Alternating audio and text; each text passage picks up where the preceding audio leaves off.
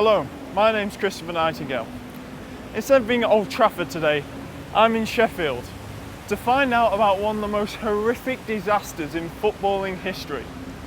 One that happened before I was born, and one that includes arguably our fiercest rivals.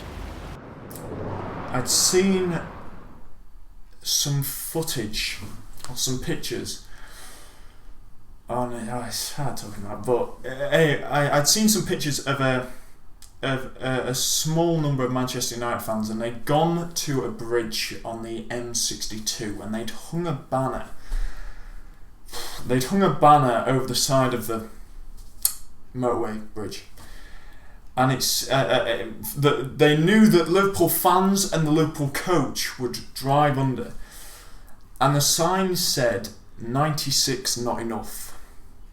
And I was like, I don't usually get angry, but I was just fuming. I hate talking about it because it's the most disrespectful thing I think I've ever seen. I thought, right, I have to do something. I have to do something. I can't just attack these people. What I've got to do, my approach to it is to kind of change their clearly warped view where they think that sort of mass disrespect is okay. I need to enlighten them somehow. So what I need to do is, as a Manchester United fan, I need to go to Hillsborough. I need to tell the people about what happened that day and tell these individuals, look, this is what happened that day. This is why you should never, ever in a million years say anything as disgusting as that again. And so that's why I went there.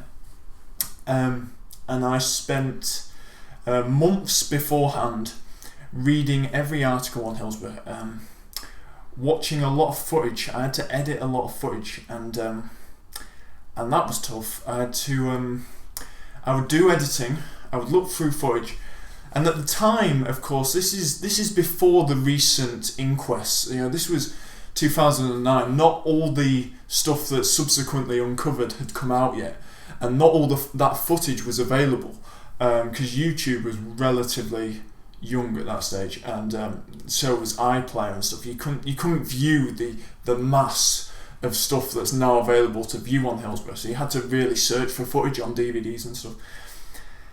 I would be looking at this stuff, and I would do like an hour of it, and I would have to leave the room at that point, and I'd be pretty shook up.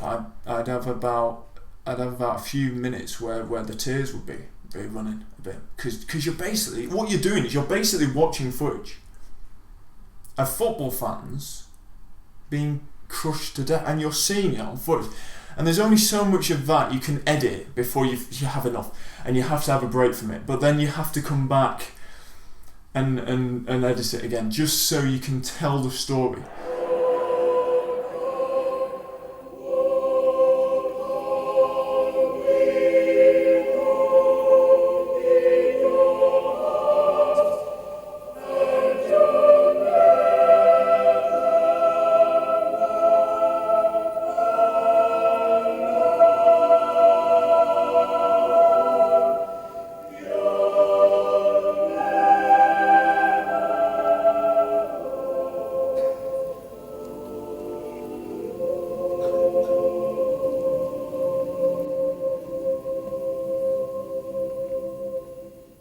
The Taylor report came out a year later.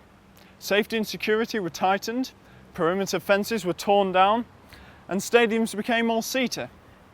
But some things never change, like the rivalry between us and Liverpool.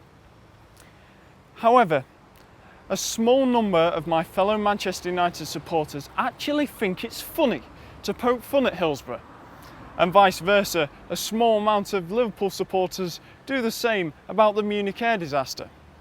These individuals use the rivalry as an opportunity to be incredibly disrespectful about the loss of human life, disasters which affect both clubs very deeply. Today, I hope, at the very least, I've gone out of my way to help enlighten them. the satisfaction of making that film. You know, I don't know if it changed anything. I don't know if these people who hung that sign up saw it. I hope they did, because I hope it changed their view on it. Well, I think the biggest irony is that the sun is shining now and Hillsborough's quiet, and over there to the left, the green Yorkshire Hills. And who would have known that people would die here in the stadium this afternoon? I don't necessarily want to reflect on Heysel, but I was there that night broadcasting with Emlyn Hughes, and he was sitting behind me this afternoon. And after half an hour of watching stretchers going out and oxygen cylinders being brought in and ambulance sirens screaming, he touched me on the shoulder and he said, "I can't take any more," and Emlyn Hughes left. The gymnasium here at Hillsborough is being used as a mortuary for the dead.